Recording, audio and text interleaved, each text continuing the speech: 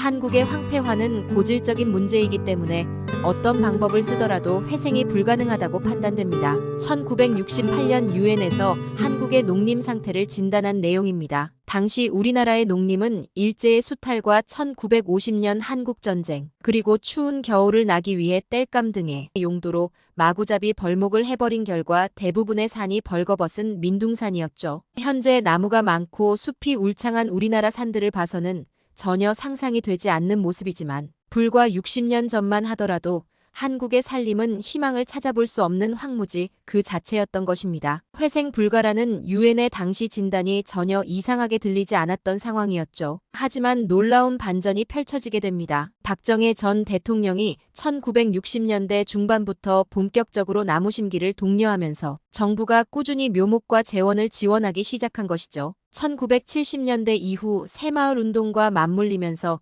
시너지가 일어나기 시작했고 우리나라 국민들은 자발적으로 팔을 걷어붙이고 최선을 다해 나무를 심었다고 합니다. 당시 박정희 전 대통령이 경부고속도로 준공을 위해 지역으로 출장을 갈 때면 정작 도로는 제대로 보지 않고 그 주변 산만 쳐다봤다는 유명한 일화에서 알 수 있듯이 산림녹화 산업이 대한민국의 가장 최우선 과제로 꼽혔다는 사실을 짐작할 수 있죠. 나라를 위해 진정으로 최선을 다했던 국민들과 정부의 정책으로 인해 1982년 유엔 식량농업기구는 한국은 세계 2차 대전 이후 산림 복구에 성공한 유일한 국가라며 놀라움을 감추지 못했다고 합니다. 불과 14년 만에 유엔의 회생 불가라는 진단을 보란듯이 활착률 100%라는 놀라운 결과로 뒤집어버린 거죠. 현재까지도 활착률 100%라는 한국의 산림녹화 사업은 세계에서 유례를 찾아볼 수 없는 놀라운 결과라는 평가가 잇따르고 있습니다. 이런 놀라운 한국의 산림녹화 사업을 배우고자 하는 나라들 중에 최근 한국의 영향을 가장 많이 받고 있는 몽골에서 사연이 도착했습니다. 몽골에서 과연 어떤 이유로 저희에게 사연을 보냈는지 지금 바로 들어보도록 하겠습니다. 영상 시청 전 구독과 좋아요를 눌러주시면 영상 제작에 큰 힘이 됩니다. 안녕하세요 여러분. 지금 이 순간 저는 몽골의 수도 울란바토르에 있는 작은 기숙사 방에 앉아 있습니다. 창 밖으로 보이는 도시의 풍경은 한국의 그것과는 사뭇 다르지만 이곳에서도 한국의 영향력을 강하게 느낄 수 있어요. 제 이름은 나랑어입니다. 현재 몽골 국립대학교 환경산림공학부 3학년에 재학 중이에요. 오늘 저는 한국에 계신 코레아우라 구독자 여러분께 제 이야기를 들려드리게 되어 정말 설렙니다. 이렇게 먼 곳에서 여러분과 소통할 수 있다는 것이 믿기지 않을 정도로 신기해요. 제 마음속에는 기대와 긴장이 교차하고 있지만 그 무엇보다도 이 기회에 대한 감사함이 가득합니다. 여러분, 몽골 사람들이 한국에 대해 얼마나 관심이 많은지 알고 계신가요? 저를 포함해 많은 몽골 국민들에게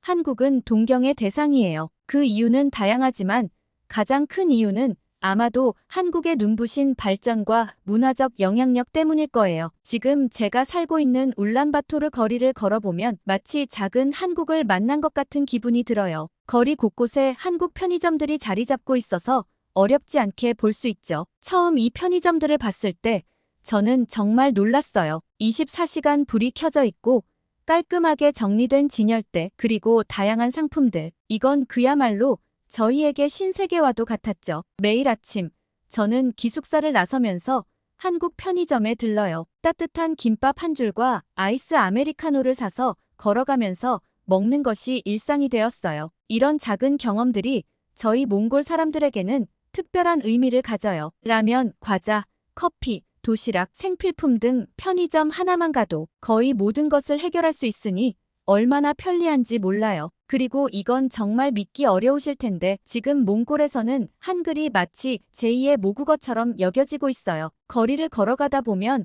간단한 한국어를 할 줄 아는 사람들을 쉽게 만날 수 있을 정도예요. 저도 한국에 대한 관심이 커서 대학교 교양 수업을 통해 한글을 배우고 있어요. 처음에는 그저 호기심에 시작했지만 지금은 한글을 배우는 게 정말 재미있어요. 한글의 과학적이고 체계적인 구조에 매료되어 있답니다. 안녕하세요.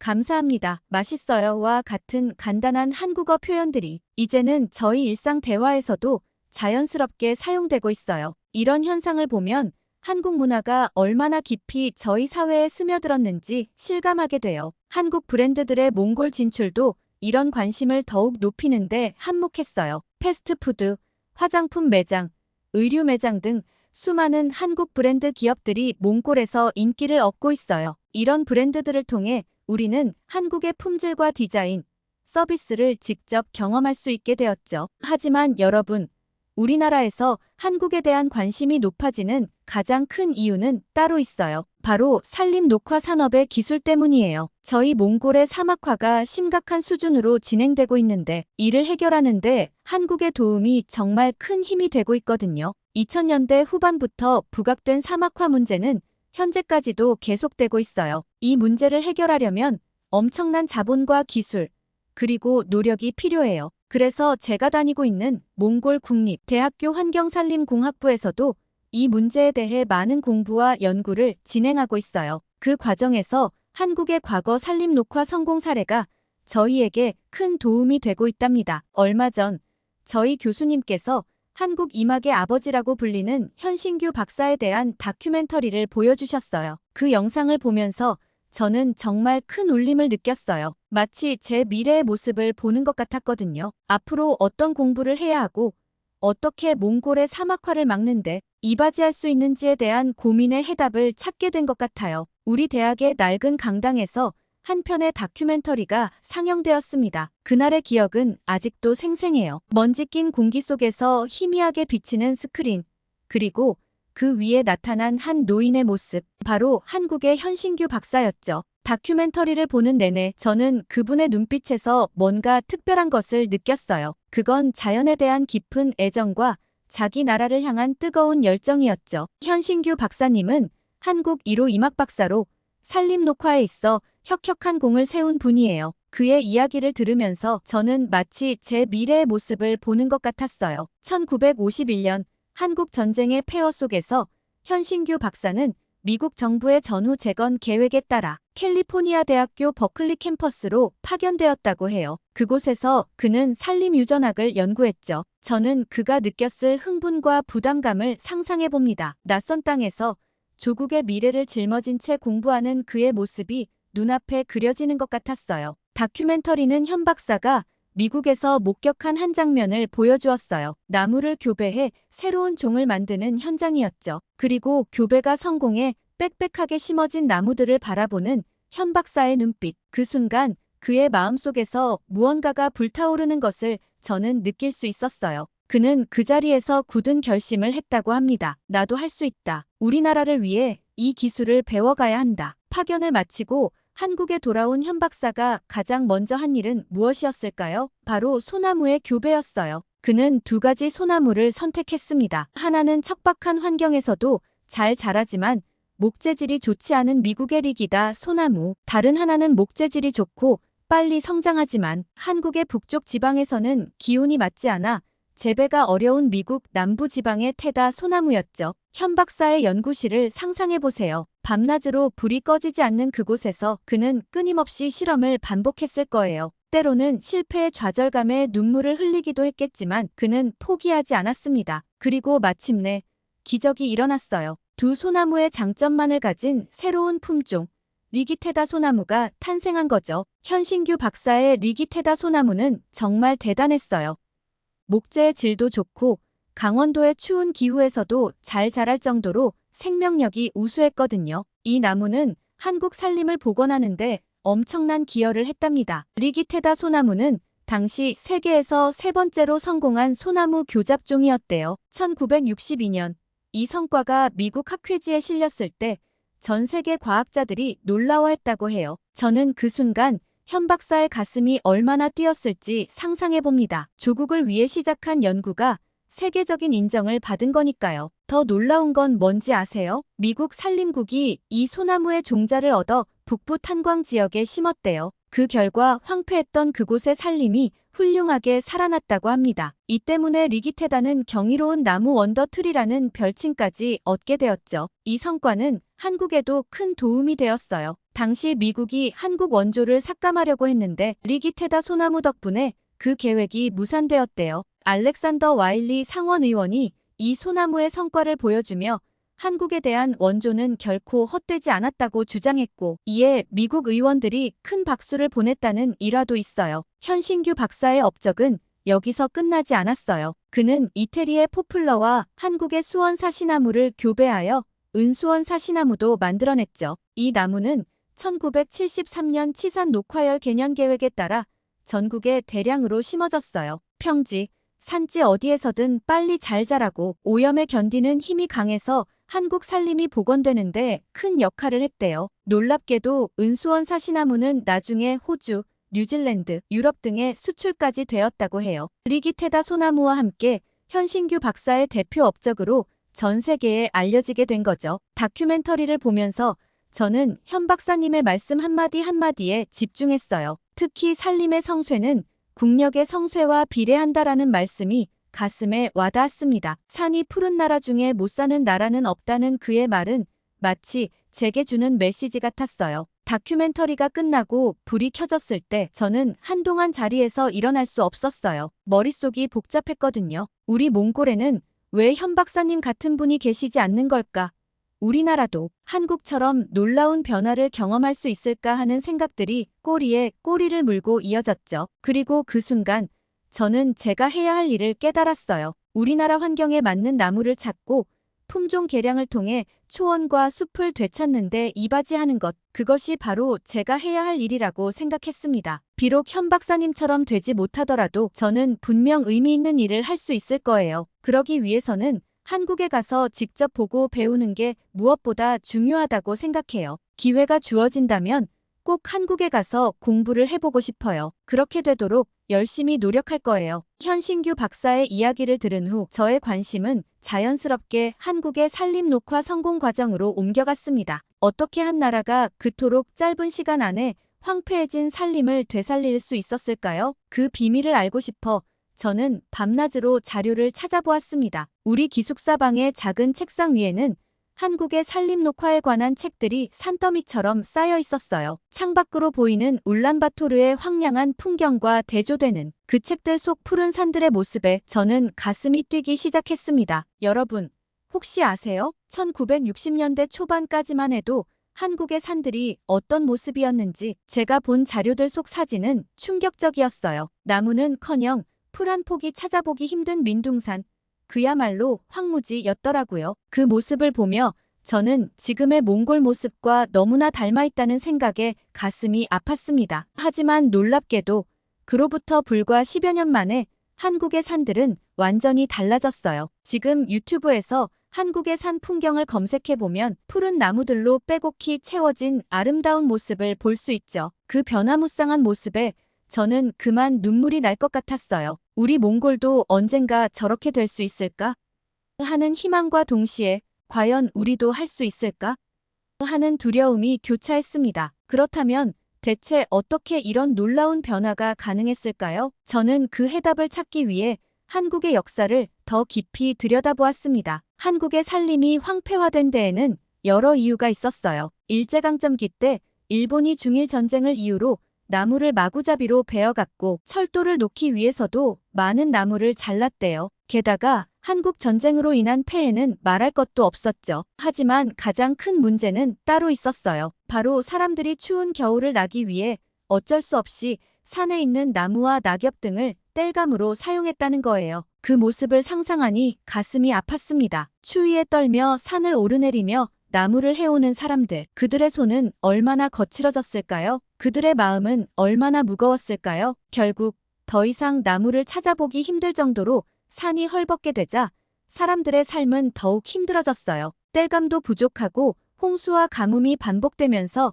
기근이 심각해졌죠. 나라의 근간이 흔들릴 정도로 상황이 어려워지자 정부에서 드디어 발벗고 나서기 시작했습니다. 1960년대 초반까지만 해도 한국의 산림 녹화는 지지부진했어요. 하지만 1960년대 중반 박정희 정권이 산림 녹화에 강력한 행정력을 투입하면서 상황이 완전히 바뀌게 되었습니다. 이 부분에서 저는 정부의 결단력에 놀라지 않을 수 없었어요. 어떤 난관이 있어도 반드시 해내겠다는 그 의지, 그것이 바로 성공의 비결이 아니었을까요? 여기서 재미있는 일화 하나를 소개해 드릴게요. 당시 월드뱅크에서는 개발도상국의 산림녹화를 지원하기 위해 자금을 제공하고 있었대요. 그런데 많은 나라에서 이 자금이 실제로 나무를 심는 데 쓰이지 않고 관료들의 주머니를 채우는 데 사용되었다고 해요. 월드뱅크는 이 문제를 심각하게 여겼고 지원한 자금이 제대로 쓰이는지 확인하기 시작했죠. 그런데 놀랍게도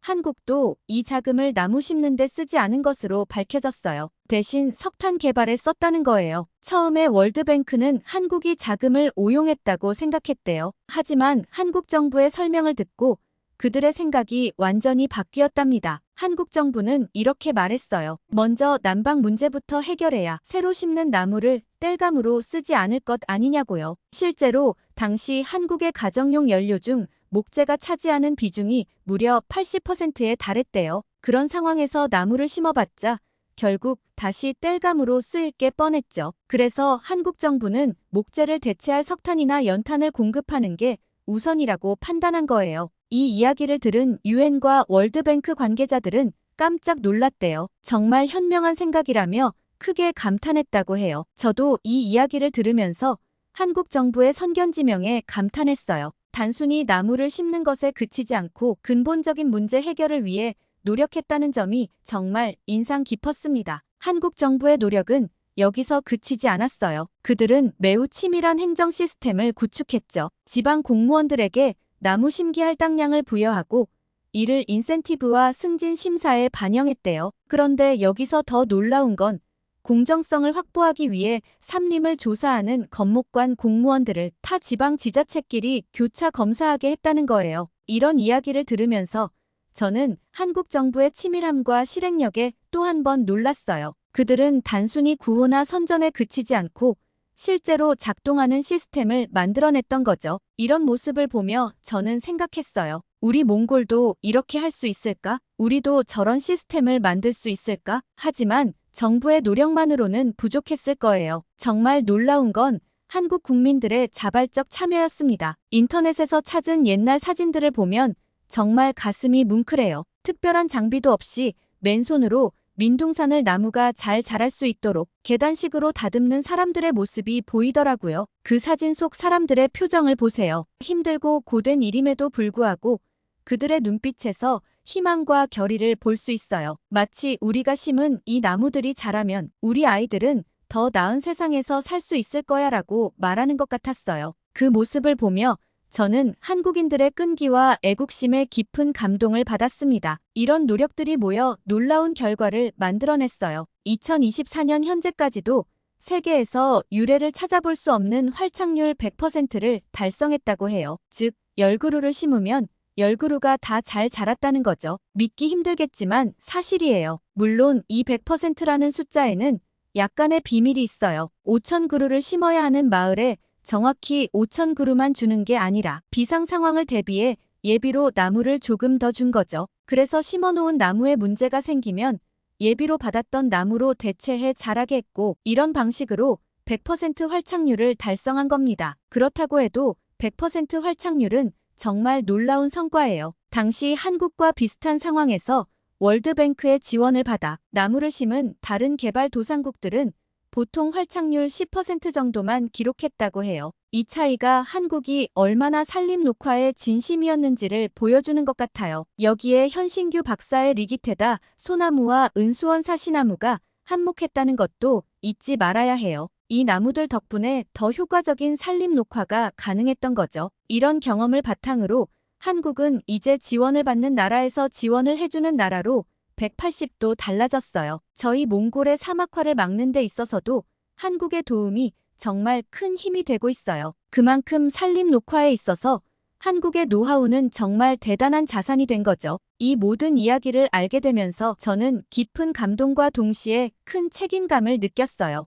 우리 몽골도 언젠가는 한국처럼 황폐한 땅을 푸른 숲으로 바꿀 수 있을까요? 그 꿈을 향해 한 걸음씩 나아가는 것, 그것이 바로 제가 해야 할 일이라고 생각합니다. 오늘 아침 저는 평소와 다름없이 기숙사 창문을 열었습니다. 그런데 창밖으로 보이는 풍경에 순간 숨이 막혔어요. 뿌연 먼지로 가득 찬 하늘, 그리고 바람에 날리는 모래. 이것이 바로 우리 몽골의 현실입니다. 여러분, 사막화라는 단어를 들어보셨나요? 단순히 나무를 심는 것만으로는 우리나라의 이 심각한 문제를 해결할 수 없다는 걸 알게 되었어요. 몽골은 지금 기후변화의 최전선에 서 있습니다. 우리는 그 변화의 한가운데서 고통받고 있어요. 제가 공부하면서 알게 된 충격적인 사실이 있어요. 지난 60년간 세계 평균 기온이 0.7도 상승하는 동안 우리 몽골의 기온은 무려 2.1도나 올랐대요. 이 숫자를 처음 봤을 때 저는 그 의미를 제대로 이해하지 못했어요. 하지만 곧 그 심각성을 깨달았죠. 이는 우리 몽골이 기후변화의 영향을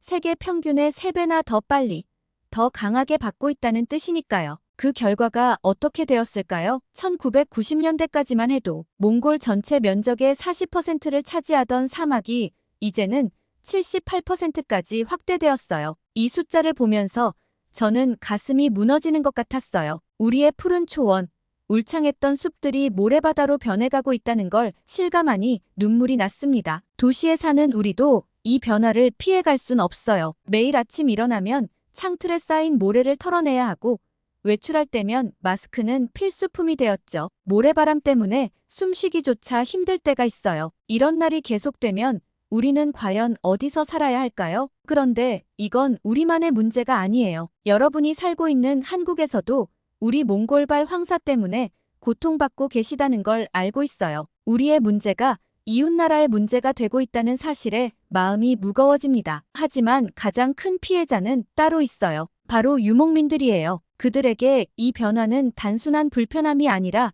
생존의 문제예요. 유목민들은 가축을 키워 생계를 유지하는데 이 사막화로 인해 그들의 삶 자체가 위협받고 있어요. 제 이모와 이모부도 유목민이세요. 얼마 전 엄마를 통해 들은 소식이 아직도 가슴에 남아있어요. 이모네 가축들이 먹이를 찾지 못해 죽어가고 있대요. 사막화가 된 땅에서는 가축들이 먹을 수 있는 풀이 없으니까요. 특히 조드라는 현상이 유목민들을 더욱 힘들게 해요. 조드는 몽골에서 특히 심각한 가축 폐사를 유발하는 기상이변을 말해요. 겨울에 눈이 너무 많이 와서 가축들이 풀을 뜯어먹지 못하거나 혹독한 추위로 가축들이 얼어 죽는 현상이요. 이 조드가 찾아오는 간격이 점점 짧아지고 있어요. 기후변화가 가장 큰 원인이에요. 예전에는 몇 년에 한 번씩 찾아왔던 조드가 이제는 거의 매년 찾아오고 있어요. 이모부가 이렇게 가다가는 우리가 키우는 양들이 모두 죽고 말 거야라고 말씀하셨다는 얘기를 들었을 때 저는 그만 눈물이 났어요.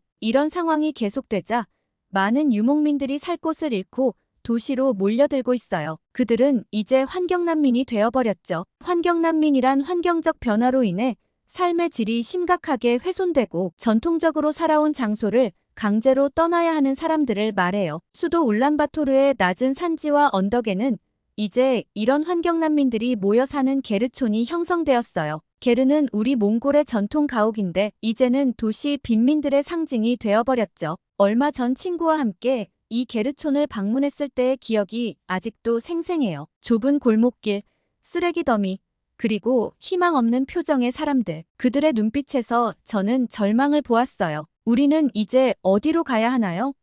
라고 묻는 것만 같았죠. 하지만 도시에서도 이들을 모두 받아줄 수 있는 상황이 아니에요. 일자리는 한정되어 있고 주거 문제도 심각하죠. 이 문제를 어떻게 해결해야 할까요? 그런데 최근 들어 희망의 빛이 보이기 시작했어요. 한국의 NGO 단체와 기업들이 우리를 돕기 시작한 거예요. 특히 몽골 바양한가이 상생의 숲 프로젝트가 눈에 띄더라고요. 이 프로젝트는 단순히 나무를 심는 것에 그치지 않아요. 현지 몽골인들이 가축에만 의존하지 않고 다양한 방식으로 생계를 꾸릴 수 있도록 돕고 있어요. 유실수를 심고 비닐하우스를 설치해 수박, 방울토마토 등을 재배하는 영농 활동을 지원하고 있죠. 이 소식을 들었을 때 저는 한국의 과거 모습이 떠올랐어요. 한국도 산림 녹화를 하면서 화전민들의 삶의 방식을 바꿔놓았다고 하더라고요. 산림 정책의 가장 큰적인 화전을 근절시키는 게 중요했었다고 알려져 있습니다. 열심히 땅을 다듬고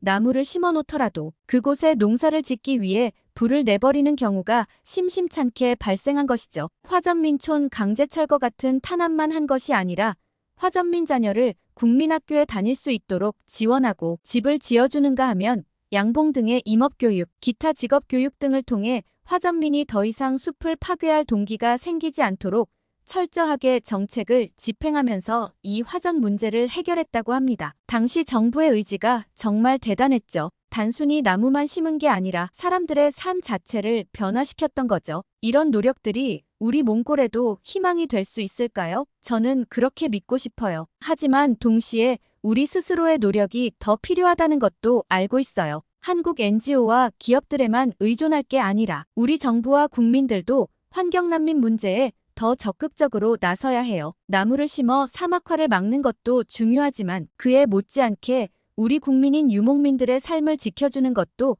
나라의 중요한 임무라고 생각해요. 한국의 좋은 사례를 통해 우리도 배우고 그것을 우리의 현실에 맞게 적용해 나가야 할 거예요. 오늘도 저는 제 작은 기숙사방에서 밤늦게까지 공부하고 있어요. 창밖으로 보이는 울란바토르의 밤하늘은 언제나처럼 흐릿하지만 제 마음속엔 밝은 빛이 있습니다. 그건 바로 희망의 빛이에요. 지금까지 제가 말씀드렸던 한국의 산림녹화 성공 사례들은 제게 큰 영감을 주었어요. 그리고 그 영감은 이제 제 삶의 목표가 되었습니다. 현신규 박사님의 다큐멘터리를 본 그날 저는 제 인생의 방향을 찾았어요. 만약 그 다큐멘터리를 보지 않았다면 저는 아마도 우리나라의 사막화 문제를 그저 막연하고 해결 불가능한 것으로만 여겼을 거예요. 하지만 이제는 달라요. 매일 아침 일어날 때마다 저는 제 자신에게 다짐합니다. 나는 우리 몽골의 아름다운 초원을 되찾을 거야. 그래서 우리 후손들에게 푸른 땅을 물려줄 거야.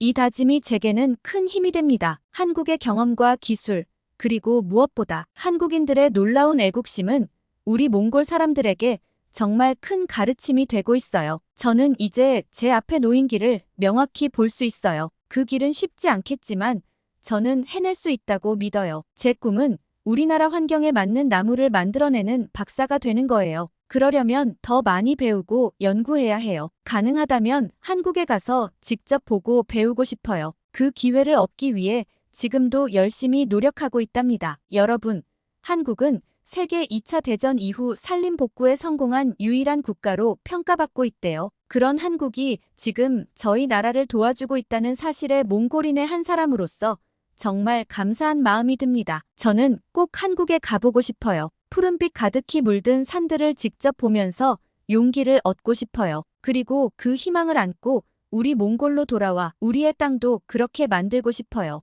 여러분 모두 건강하시고 항상 행복하시기를 진심으로 기도할게요. 그리고 언젠가 여러분 앞에 서서 몽골의 산과 초원이 다시 푸르러졌습니다. 라고 말할 수 있는 날이 오기를 꿈꿉니다. 그때까지 저를 응원해주세요. 감사합니다. 몽골 국립대학교 학생인 나랑어 씨의 사연은 여기까지입니다. 저도 일전에 기사를 통해 기후변화로 인한 몽골의 사막화가 심각하다고 봤지만 이 정도일 줄은 몰랐습니다. 몽골의 사막화가 비단 몽골만의 문제가 아닌 것이 점점 우리나라의 계절을 가리지 않고 황사로 인한 대기오염이 심해지고 있죠. 중국에서 날아오는 미세먼지와 함께 우리나라가 아주 꼴머리를 앓고 있습니다. 그나저나 1960년대 우리나라 산림녹화는 정말 세계에서 인정하는 전설적인 기록이 아닐 수가 없는 게 유엔에서도 회생 불가능이라 했으며 당시에 한국의 상황이 썩 좋지 않았음에도 불구하고 14년 만에 일궈낸 대단한 결과물입니다. 나라의 미래를 위해 두 팔 걷어붙이고 맨손으로 민둥산을 다듬고 나무를 심었던 국민들과 목재를 대신할 수 있는 석탄, 연탄 보급 그리고 획기적인 행정력으로 뒷받침했던 박정희 전 대통령의 리더십 그리고 한국의 환경에 맞는 리기테다 소나무와 은수원 사시나무 품종을 만든 현신규 박사의 업적 그 외 수많은 영웅들이 계셨기에 지금의 저희가 언제든지 나무가 울창한 산과 숲으로 갈 수 있는 거라고 생각합니다. 오늘이 있기까지 희생해 주셨던 모든 어르신들께 고개 숙여 감사의 인사를 올립니다. 어르신들께서 행복하고 존경받는 대한민국이 되기를 사회의 일원으로서 최선을 다해 노력할게요. 오늘도 영상 끝까지 시청해 주셔서 감사하고 다음 사연으로 또 찾아뵙도록 하겠습니다.